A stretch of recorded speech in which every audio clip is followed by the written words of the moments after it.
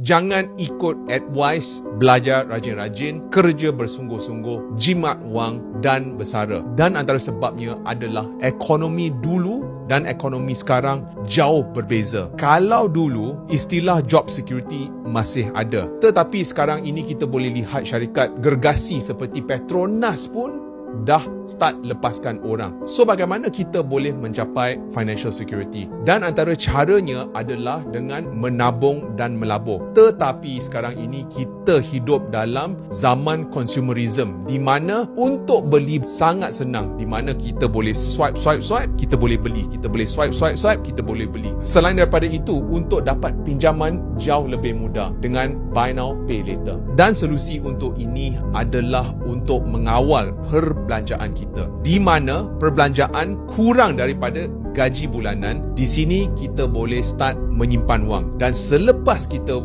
start menyimpan wang, kita boleh start melabur.